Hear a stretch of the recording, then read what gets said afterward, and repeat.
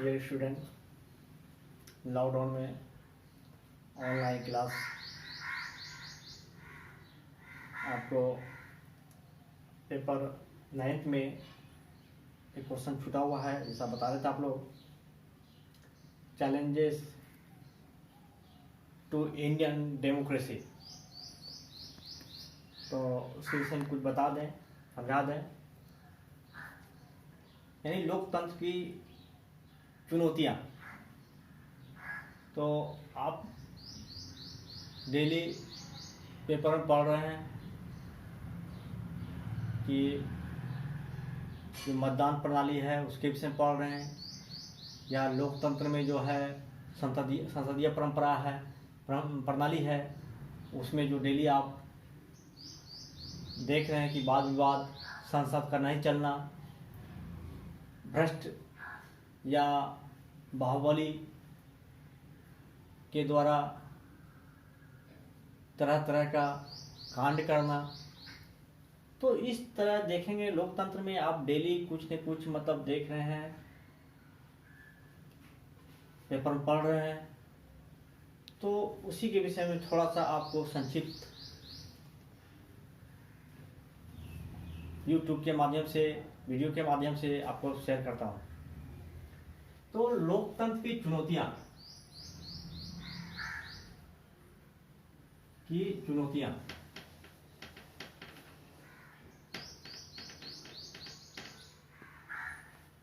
इसमें परंपरागत चुनौतियाँ,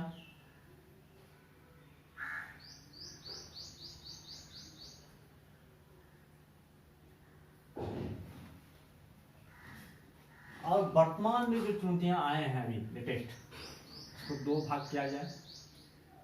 परंपरागत में जैसे अशिक्षा था पहले,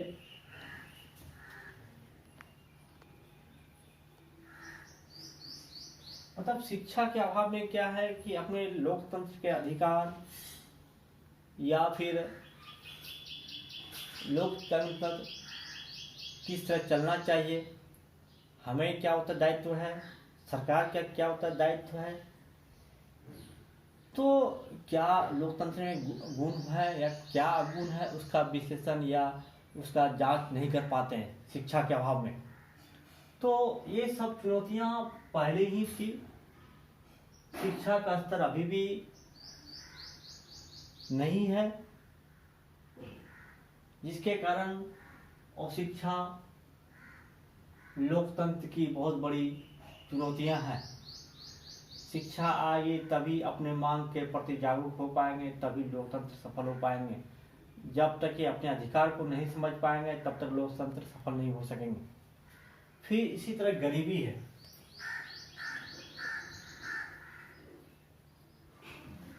गरीबी के अभाव में अभी जैसे नक्सलाइट घटना होता है या कहीं आतंकवाद से कोई युवा जुड़ जाते हैं पैसे के लालच में, तो क्या है, वो गरीबी है। गरीबी के कारण ही वो लोकतंत्र के विरुद्ध अविश्वास पैदा हो जाता है या मतलब विरुद्ध हो जाते हैं। उनको लोकतंत्र पे भरोसा नहीं होता है। उनका मानना है कि ये जो गरीबी है ये लोकतंत्र के कारण या फिर जो है नौकरशाहों या लाल फीताशाहों के द्वारा है। हाँ, तब जाके वो हथियार, आतंकवादी या नक्सलवाद का जो है रूप धारण कर लेता है। ये जो है लोकतंत्र जो है, नक्सलवाद या आतंकवाद, ये सब लोकतंत्र के लिए बहुत बड़ी चुनौतियां हैं। एक चीज से हो रहा है, गरीबी से हो रहा है और शिक्षा से हो रहा है। इसी प्रकार जो है आपका जो है भ्रष्टाचार,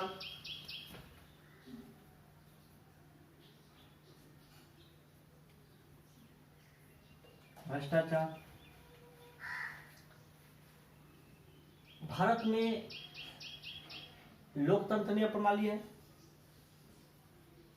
शुरू से ही भ्रष्टाचार, घोटाला हुआ करता है नेताओं के द्वारा, जिसके कारण से आम जनता को लोकतंत्र के प्रति अविश्वास पैदा हो गया है। अविश्वास पैदा होने के कारण से मतदान में पार्टिसिपेट नहीं करते हैं, सही प्रत्याशी को नहीं चुनते हैं, लोकतंत्र में जो है जनमत के अधिकार को नहीं समझते हैं। तो ये सब आपकी चुनौतियां जो है ये परंपरागत या पहले से ही थी।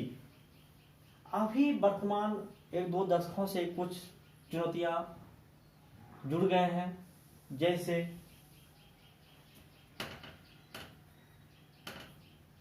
अस्पष्ट बहुमत।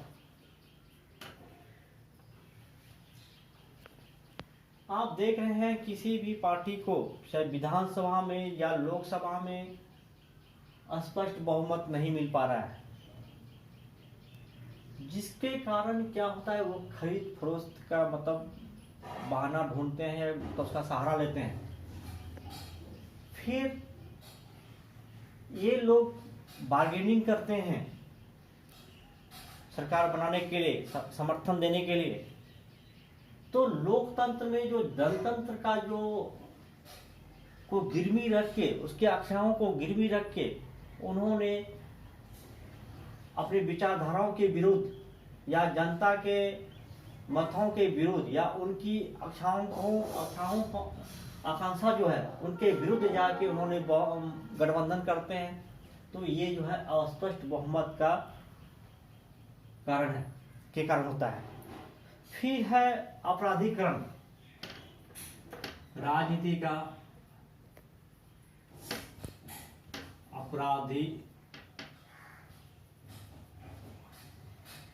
अभी देख रहे हैं कि कुछ हाल फिलहाल दशकों से या वर्षों से राजनीति में बाहुबली जो बूथ कैप्चरिंग करता था, जो कि 4-5 केसेस हैं बलात्कार के, घोटाला के, वैसे सब लोग चुने जा रहे हैं सांसद के रूप में, विधानसभा के सदस्य के रूप में। तो वो जो है, जो आदमी समाज के विरुद्ध कार्य करके गए हैं, तो वो क्या लोकतंत्र की आख्याओं को पूरा नहीं किया, उसके विरुद्ध कार्य किए हैं। तो ये सब जो चुनौतियां अभी वर्तमान 1-2 दशकों से देखे जा रहे हैं। फिर इसी तरह है ध्रुवीकरण, जाति ध्रुवीकरण या ध्रुवीकरण, मतों का ध्रुवीकरण।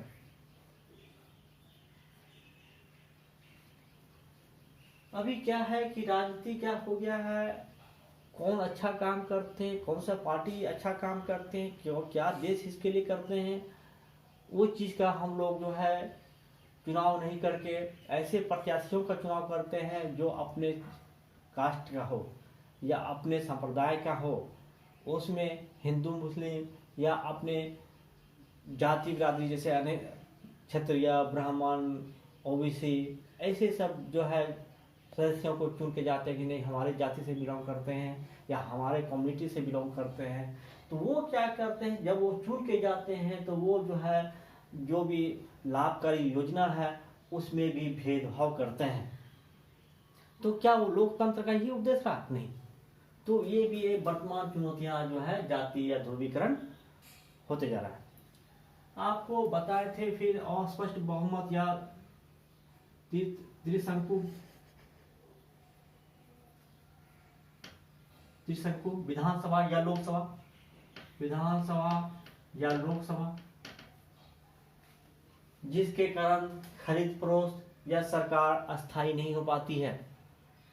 उनको सरकार को हर हमेशा लगता है कि जो सरकार बनेगी या रहेगी या नहीं रहेगी, जिसके कारण बहुत सारे निर्णय राष्ट्र हित में या लोगों के हित में नहीं ले पाते हैं। तो क्या वो लोकतंत्र की चुनौतियां ही है? हाँ। फिर इसी तरह आप जाएंगे, बार बार जो है मध्यावधि चुनाव हो रहा है, बारंबार चुनाव।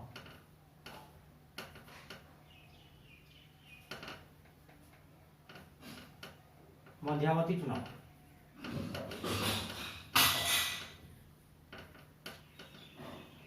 इससे क्या हो रहा है कि आम जनों का अस्पष्ट बहुमत के कारण से या त्रिशंकु विधानसभा के कारण से या फिर जो है गठबंधन सरकार नहीं चलने के कारण से चुनाव होते हैं। समय के पूर्व। तो उसमें क्या होता है कि जनता का जो पैसा होता है वो सारे चुनाव में खर्च होते हैं।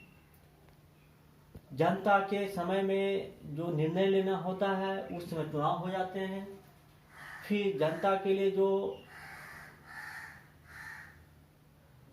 काज का समय होता है, काम का समय होता है, उसी समय 1 महीने 2 महीने तक चुनावी कार्यकलाप में व्यस्त हो जाते हैं। तो इस तरह जो है लोकतंत्र जो हमने 5 साल के लिए चुन के रखे थे, या मतलब विधानसभा में सदस्यों को या लोकतंत्र के लोकसभा के सदस्यों को, वो जो है हमारे ये सब हमारे बाधाएं हैं। फिर है अभी क्षेत्रीय दलों का उदय। क्षेत्रीय दलों का उदय। आप वर्तमान परिप्रेक्ष्य में देख रहे हैं कि इतने छोटे छोटे दल हो गए हैं। कुशवाहा के अलग, यादव जाति से अलग दल, तो इस जाति के नाम पे दल बढ़ते जा रहे हैं। वैश्यों के दल, क्षत्रियों के दल।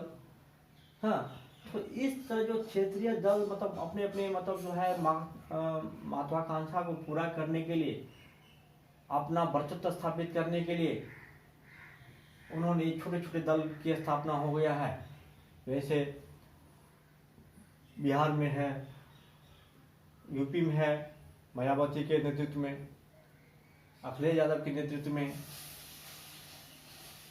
और भी छोटे छोटे दल हैं। तो इस तरह के क्षेत्रीय दल स्टेट लेवल पे बिहार में जनता दल यूनाइटेड है, फिर राजद है, फिर इसी तरह आवाम पार्टी है, पप्पू यादव की पार्टी है। इस तरह की चुनौतियां जो है ये पैदा करते हैं लोकतंत्र को। फिर जो है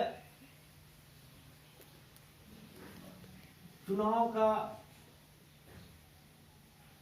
जो होता है निष्पक्ष नहीं होता।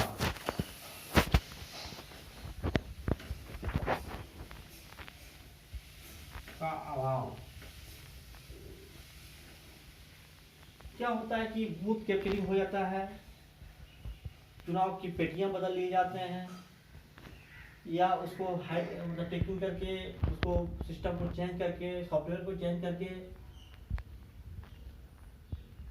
तो इस कारण से यही सब सारे मतलब जो है लोकतंत्र के लिए चुनौतियां हैं, जिसके कारण लोकतंत्र पे लोगों का विश्वास कम हो जा रहा है, जिसके कारण की गरीबी ही रह रही है, शिक्षा का स्तर नहीं बढ़ रहा है, गरीबी में मतलब कोई सुधार नहीं हो रही है, कुपोषण बढ़ते जा रहा है।